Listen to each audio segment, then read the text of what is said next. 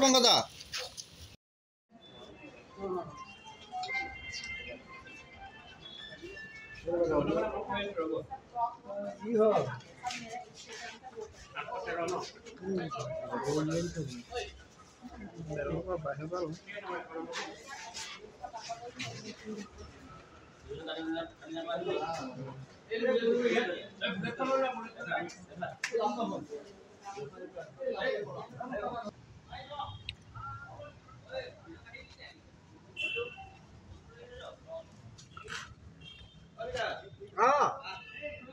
ভিজল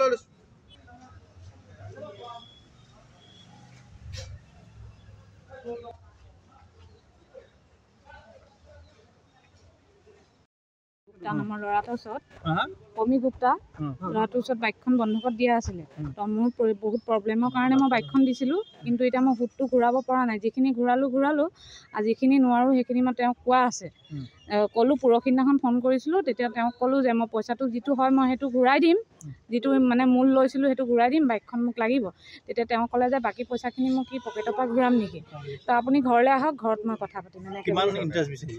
ইণ্টাৰেষ্টটো আপোনাৰ 1 লাখৰ ওচৰা-ওচৰি হ'ল বুলি কৈছে। কিমান লৈছিলে পইচা? মই 50,000 লৈছিলোঁ। আৰু পইচা নিদিলে কিবা কয় নেকি? নিদিলে কিবা কয় মানে ঘৰলৈ মাতে, ঘৰত কথা পাতিম এনেকৈ কয়। আৰু যদি পইচাটো নিদিওঁ, মানে আমি যদি নিদিওঁ তেতিয়া ক'ব যে হেৰি বাইকখন নিদিওঁ এনেকৈ কয়। কিমান দিন আগত লৈছিলে পইচাটো? পইচা লোৱা আপোনাৰ 1.5 বছৰ হ'বলৈ হ'ল। পইচা মাৰিছে নে আপুনি? অলপমান মাৰিলোঁ। তাৰপৰা কিমান মাৰিলে? এনেই আপোনাৰ 40,000 মান মাৰিলোঁ, কিন্তু হ'লেও মানে এতিয়া মই যিখিনি হয় সেইখিনি দিম বুলিয়ে কৈছিলোঁ, কিন্তু তেওঁ ক'লে যে বাকী পইচাখিনি মই পকেটৰ পৰা ভৰিম নেকি? বুলেটখন ৰাখিলে? সেইকাৰণে ৰাখি থৈছে। বুলেট হয়। আপোনাৰ নামত? মোৰ নামত আছে বুলেটখন, পাকি যাবে। কিমান দিন হ'ল ৰখা? বাইকখন ৰখা এতিয়া 1.5 বছৰমান হ'ল। হয়। মানে ইণ্টাৰেষ্টত পইচা দিয়ে নেকি? ইণ্টাৰেষ্টত পইচা দিয়ে বুলি জানো কাৰণে আমি তেওঁকে দিছিলোঁ। কোনে দিয়ে? এই পমি গুপ্তা। পমি গুপ্তাক আমি মানে ইণ্টাৰেষ্টত দিয়ে বুলিকে গম পাই আমি তেওঁক আমাৰ বাইকখন দিছিলোঁ। এতিয়া কেছ দিছে নে? এতিয়া মই কেছখন দিছোঁ। এতিয়া মোক মানে সহায় লাগে, বাইকখন বিচাৰি আহিছোঁ। কেলে মোৰ বাইকখন ইনষ্টলমেণ্ট আছে, ইনষ্টলমেণ্ট মই দিব পৰা নাই। মোৰ 2টা বাচ্চা আছে, মোৰ বহুত প্ৰব্লেম আছে। মোৰ মানে মানুহজনৰ ইমান কাম বন নাই, মোৰ 2টা বাচ্চা হোৱাৰ পৰা বহুত দিগদাৰ মানে মোৰ চলিবৰ কাৰণে। সেইটো কাৰণে তেওঁক কৈছিলোঁ যিটো হয় সেইটো মই লাহে লাহে ধাৰ মাৰি দিম, তাৰপিছত মই বাইকখন লৈ যাম। তেওঁ সেইটো নামানিলে, মোক কৈছে যে আপুনি ঘৰলৈ আহক, ঘৰত কথা পাতিম। এগ্ৰিমেণ্ট কৰে নে আপোনালোকে পইচা লওঁতে? এগ্ৰিমেণ্ট কৰা আছিলে। হয়। কাৰ লগত এগ্ৰিমেণ্ট আছিলে? পমি গুপ্তাৰ লগত কৰা আছিলে। কি বুলি এগ্ৰিমেণ্টটো কৰে? এগ্ৰিমেণ্টটোৰ বিষয়ে মই ইমানকৈ নাজানিম। মোৰ হাজবেণ্ডে তেওঁ হেৰি আপোনাৰ ছেক্ৰেণ্ড হাৰ্ট স্কুলৰ ওচৰত ঘৰ এটাত কৰিছিলে। সেইটো ঘৰটো বনাই আছে নতুনকৈ, কাৰ হয় মই নাজানিম। কেছ আমি গোলাঘাট থানাত দিছোঁ।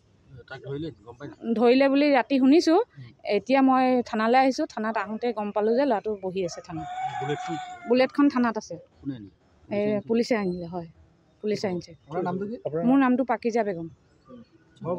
ঘৰ শিৱসাগৰ, চন্তক। ঘৰ ইয়াত, মা ঘৰ ইয়াত। মই ইয়াৰ পৰা তালৈ বিয়া হৈছিলোঁ। সেইটো থ্ৰুৱেদি মই মানে ধৰক মই গোলাঘাটৰ মানুহ বহুত চিনি পাওঁ, মই জন্ম জেগা ইয়াত। সেইটো কাৰণে মই এনেকৈ বেলেগ মানুহক সুধি পেলাই মই মানে প্ৰব্লেম হৈছিলে, মোৰ অপাৰেশ্যনৰ সময়ত মই দিছিলোঁ যে মোৰ পইচা অলপ প্ৰব্লেম আছিলে। মোৰ টুইনছ বেবী হৈছিলে কাৰণে অপাৰেশ্যনৰ কাৰণে পইচা লাগিছিলে। সেইটো কাৰণে মোৰ বিপদত পৰি মই বাইকখন দিছিলোঁ। কিন্তু এতিয়া মই পইচাটো দিয়াৰ পাছতো মোৰ বাইকখন কৈছে যে সুদে মূলে চব লাগিব, তেতিয়াহে বাইকখন দিম। তেওঁ তেনেকৈ কৈ মোক ঘৰলৈ মাতিছিলে। মই ৰেকৰ্ডিং কৰিলে ফোনটো কাটি দিছিলে। ঘৰত আহক, ঘৰত কথা পাতিম, মোৰ হিচাপ কিতাপ বহুত আছে এনেকৈ কৈছে। ঘৰত যোৱা নাই, মই যোৱা নাই। কেলৈ যাম? তেওঁ মাতিছে, মই কেলৈ যাম? সেইটো কাৰণে মই ঘৰলৈ মাতাৰ কাৰণে আজি তেওঁ যদি ফোনতে মোক সেইখিনি কথা কৰিলে, হয় আপুনি মোক 50,000 দি দিয়ক, মই বাইকখন আপোনাক দি দিম, তেনেকৈ যদি কোৱা হ'লে মই আজি থানাত আহিবলগীয়া নহ'লে হয়। এতিয়া তেওঁ মোক ঘৰলৈ কেলৈ মাতিছে? মইতো ফোনতে চব কথা পাতিছিলোঁ ন। প্ৰথমতে ফোনত কথা পতাৰ পাছতো তেওঁ মোক ঘৰলৈ মাতে।